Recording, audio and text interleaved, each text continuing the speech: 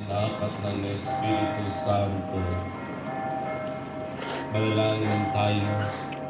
O Diyos, sa pamamagitan ng muling pagkabuhay ng iyong anak na aming Panginoon, si Jesucristo ay minarapat mong paligayahin ang buong mundo. Kaya sinasamo namin loobin mo po sa pamamagitan ng Birhen Maria, kanyang ina, ay matamo namin ang kaligayahan ng buhay na walang hanggan, alang-alang din kay Kristo ang aming Panginoon. Sumainyo ang Panginoon At sumainyo rin. ang pagbasa ng buting balita ayon kay San Lucas. Papuri sa iyo. Umagang-umaga ng araw ng linggo, ang mga babae nagtungo sa libingan, dala ang mga pabangong inihanda nila. Nang dumating sila, naratnan nila na naigulong na ang batong nakatakip sa pintuan ng libingan. Ngunit nang pumasok sila, wala ang bangkay ng Panginoong Hesus. Samantalang nagugulo ang kanilang isip tungkol dito, nakita nila't sukat sa tabi nila ang dalawang lalaking nakasisilaw ang damit. Dahil sa matinding takot, sila'y lumuhod, sayad ang mukha sa lupa. Tinanong sila ng mga lalaki, "Bakit ninyo hinahanap ang buhay sa gitna ng mga patay? Wala na siya rito, siya'y muling nabuhay. Alalahanin ninyo ang sinabi niya sa inyo nung nasa Galilea pa siya. Ang anak ng tao ay kailangang maipagkanulo sa mga makasalanan at ipako sa krus at sa ikatlong araw ay muling mabubuhay." At naalaala ng mga babae ang sinabi niya. Pagbabalik mula sa libingan, isinalaysay nila ang lahat ng ito sa 11 at sa iba pang kasama nila. Ang mabuting balita ng Panginoon. Pinupuri ka namin, Panginoong Jesucristo.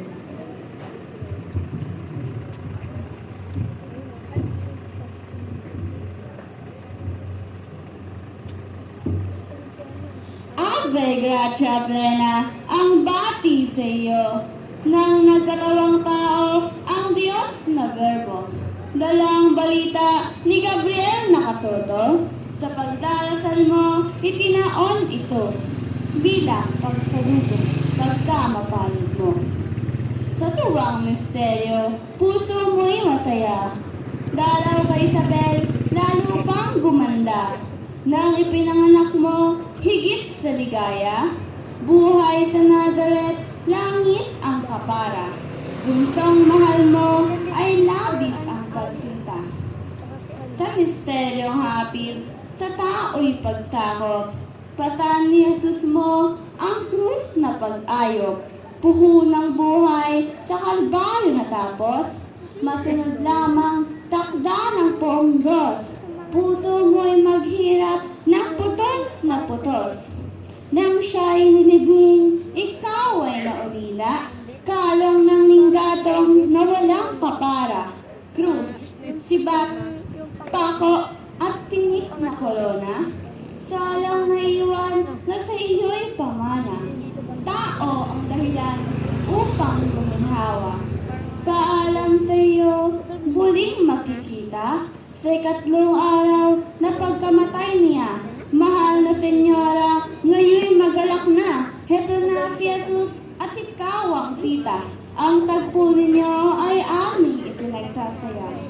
Ipinahintulot mo na aking alisin ang tabing na lungkot, balabal na itim. Ang puso mo'y buksan, aming aawitin. Regina at Seri, puno ng aliw, sagana, sasaya at kahalagahan namin.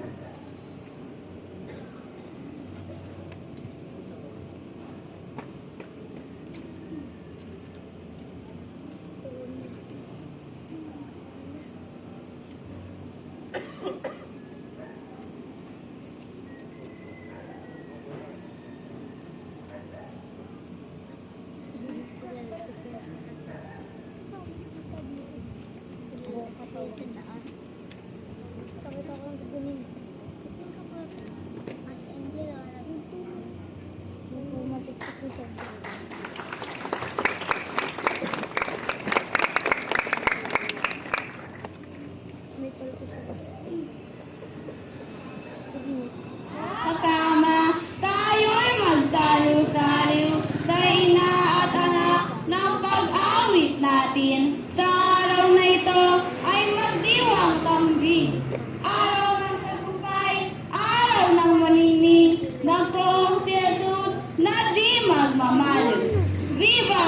ang dugtong sa kanyang tagumpay.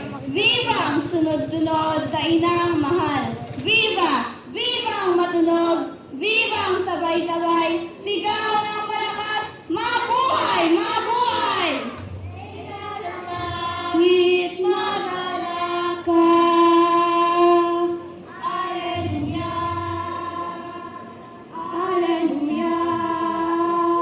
Sapagkat amin minarapat mo tagahin. Alleluia. Alleluia. Reyna ng langit magalaka. Alleluia. Sapagkat amin minarapat mong tagahin. Alleluia.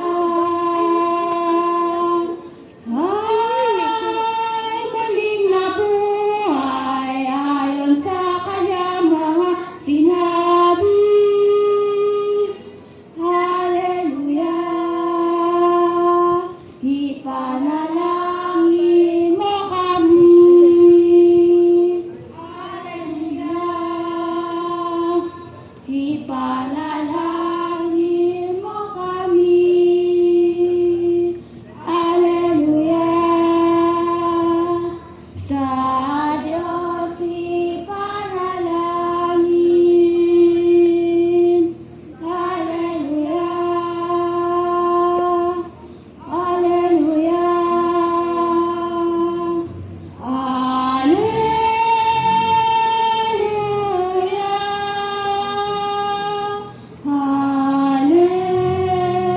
Alleluia.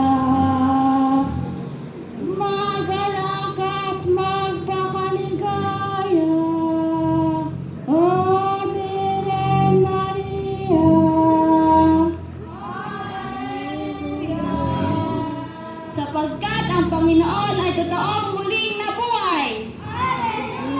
Palakpakan po natin at ipagdiwang ang muling pagkabuhay ng ating Panginoon.